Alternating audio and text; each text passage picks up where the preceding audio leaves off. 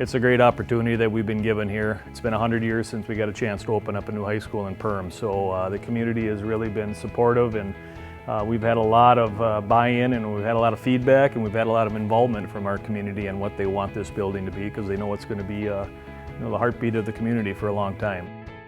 Overlooking this is the Commons area, and that's again that separation from our athletic and fine arts area to our academic area. And 13,000 square feet of yellow pine tongue and groove up top, so trying to bring that kind of up north look. Behind you here we've got a 1934 football team that we've done some research on. 11 players there, and we've got information on all of them, and it's just an amazing story what these guys went on and did after they graduated. Tried to do that throughout the building as well, kind of celebrate our history in the new building. We've got 24 classrooms in the academic, and then also several other classrooms for specific areas. Our shop area has their own space, so we'll get to. Typical classroom here, 30 by 30, so just under 1,000 square feet. We do have some neat features in here that the lights will adjust depending on how much natural light is coming through the windows, so they're not running at full capacity all the time. This is another area that we wanted to provide, was just a larger space for students to gather. So if two classrooms want to team up together, if they've got a guest speaker coming in, this is room enough for two classes. This will be very popular before school, after school, lunch hour, between classes. Kids that are working after hours have something like this on both the first and the second floor. Again, just flexibility. Another workroom, small group room back here. You'll notice the large windows throughout, which is something, again, the kids wanted to let some natural light in. I know there's research out there that shows natural light just enhances education and kids' ability, so we're doing that throughout the building. Even in areas like the gymnasium, we've got a lot of natural light or even secondary natural light coming in to try to expose as much of that as we can.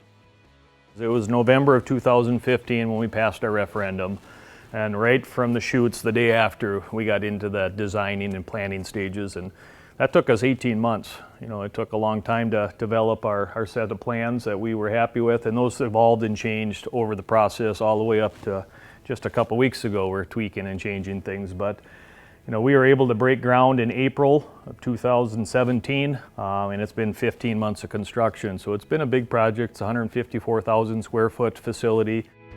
We also went with the window decal here on the window. It's about 30 feet tall and looks pretty sharp at night when it's dark out and the lights are on here. It's got a nice glow to it and kind of stands out. So some things like that came middle of the night, woke up and say, hey, let's do something fun with that. And as we get into the gym here, you'll see more of that.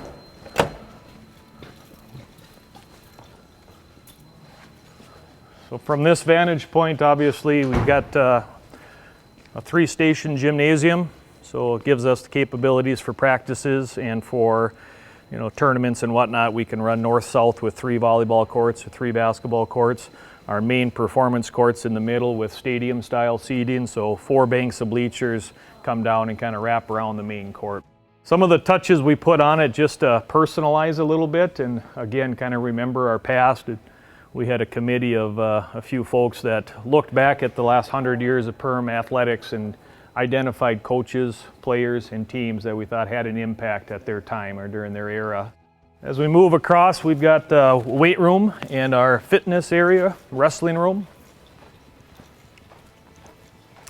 Should add too that these aren't just images thrown up there. They're acoustic tiles. So the original plans were to have just acoustic squares up here to help out with the sound in the gym. And that was again another idea to say, well, can we wrap those in something so you just don't have the big ugly squares up there? Can we use something? So those are wrapped acoustic tile that allowed us to just personalize it a little bit. Kind of a neat option.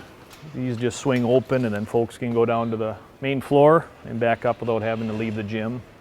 One of the other areas we're really proud of is our Career Tech Center. So our traditional metals and woods.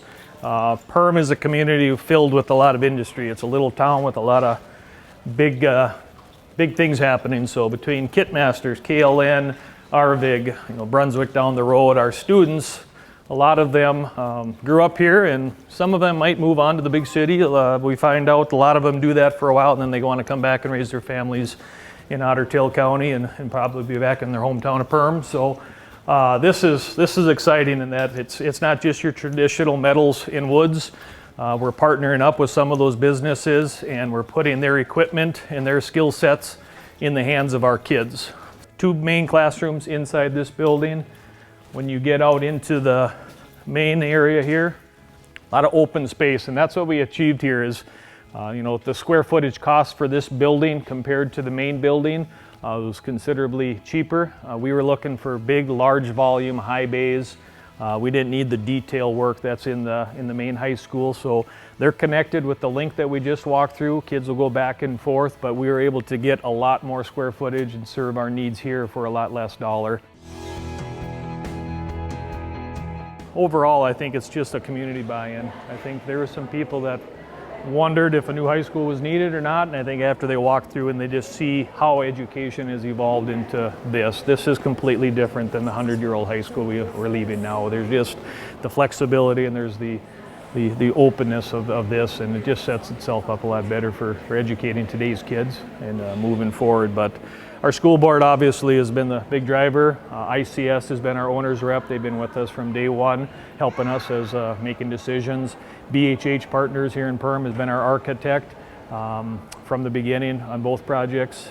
Olaf Anderson is our general contractor, so it's been good. I think we're excited for the community. I think moving forward here, people are going to see, we made the right decision by doing this, and I think we're set ourselves up for the next 100 years with this building.